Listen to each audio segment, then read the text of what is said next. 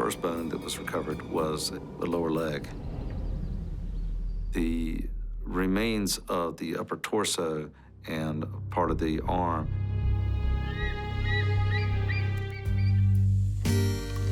Queensland, Australia, 2008. Adam Baker is a lonely single dad struggling to raise 8-year-old Zara. Zara suffered through a lot in her short life. She survived bone cancer, but the chemotherapy left her almost deaf and took one of her legs. Zara still lives life to the fullest. She was always smiling. She always had a smile on her face. This is a girl who's been battling cancer, who only had one leg, and she still was able to smile. When I look at Zara and I look at her life, I see a child who just wanted to be loved. I do know that she was a brave girl. I think that's been mentioned by a lot of people. And what they mean by that is that her infirmity, her handicap, didn't slow her down. What are you doing, Dad? Talking to a very nice lady in America. Adam looks for love in cyberspace and falls for an American named Alyssa. Alyssa had a sordid criminal past. She had been involved in all kinds of criminal behavior, dealing drugs, forging checks, assault. Adam thinks he's met his dream girl, but he's being misled. Alyssa was never happy. When she was married to one man, she'd be searching the internet for another one. But love is blind, especially when you've never met. Adam was looking for something, and he thought Alyssa was the answer. But Adam came with baggage, and her name was Zara. At first, the idea of living on the other side of the world is exciting for Zara and her dad. They move into Alyssa's home in Hickory, North Carolina. If you ask Alyssa, she'll tell you, oh, she didn't even call me her stepmom. Zara called me her mom. But if you ask friends and other people, you get a different picture.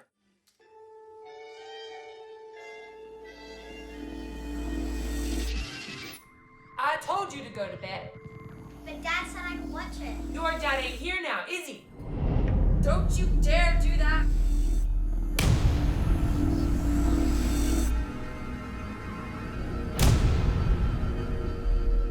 What we know is that Alyssa frequently beat Zara and kept her locked in her room, only letting her eat for 5 minutes a day. That's starvation. By autumn 2010, Zara is completely under Alyssa's control. When the school year started, Alyssa Baker and Adam Baker failed to register her in the public school system, nor did they notify the school system that they were going to homeschool her. Far away from her homeland, Zara is more and more isolated. Zara Baker began to disappear and began to be invisible.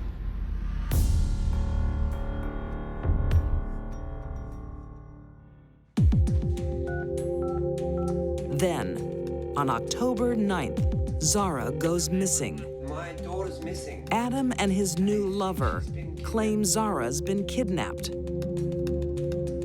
They call up the local sheriff and they report her missing. She's gone. They can't find her. They produce a ransom note. Yeah.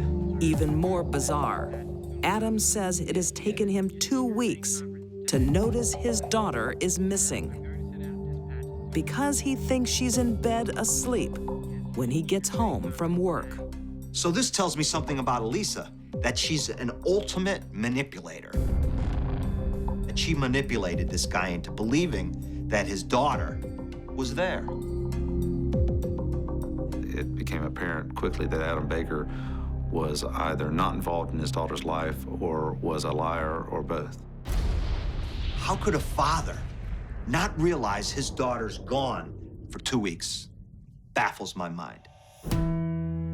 The kidnapping scenario doesn't make any sense. Neither does the revelation Alyssa is about to make. Elisa Baker confessed to authoring the ransom note, the fake ransom note. Then, Alyssa's attorney drops a bombshell. Elisa Baker has information about the death of Zara Baker. Elisa comes clean, if you want to call it that, and she says, well, you know what? Zara actually died. She died. Alyssa claims she found the girl unresponsive in her bed on the night of September 24th. Instead of calling the paramedics, she claims Zara's father disposed of her body in the woods. Detective, got the evidence here. No one is prepared for what they find. The little girl with the sunny smile is in pieces.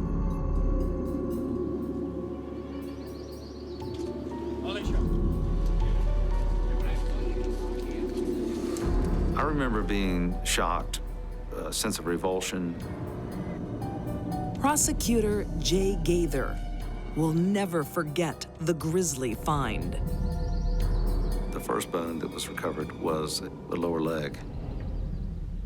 The remains of the upper torso and part of the arm.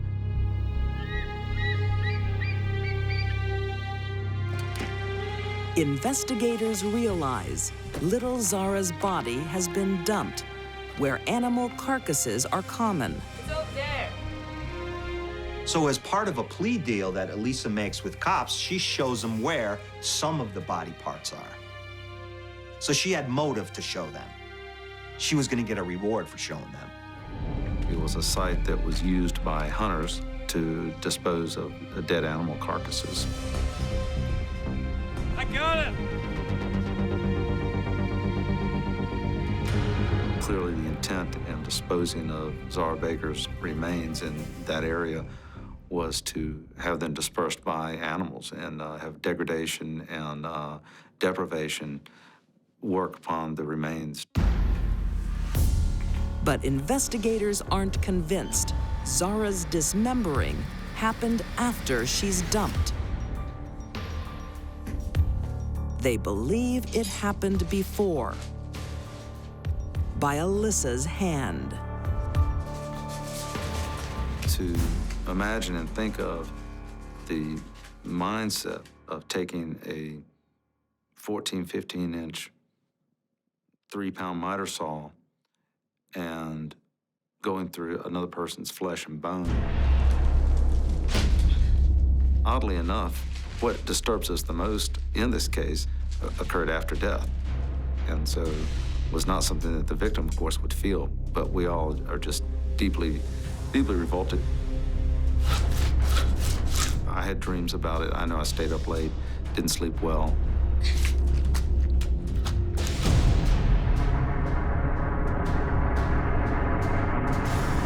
It's very unusual for a killer to dismember their victim's body. It's especially unusual for a female killer to dismember the body of their child victim. I've never even heard of it until now. Alyssa denies everything and blames Zara's dad, Adam. She points the finger at Adam, and she says, you know what? He did it. Not me. I just went along for the ride. But Adam can prove he wasn't near the dumping ground the night of the murder. And Alyssa's cell phone records prove she was. Authorities charge Alyssa Baker with second-degree aggravated murder, and she doesn't contest it. Adam Baker isn't charged with his daughter's murder. There's a big difference between not being a guilty party and not being a responsible party. I think that he used poor judgment in bringing her over here and putting her in the care of Elisa Baker. Then he is responsible to some extent for what happens to her.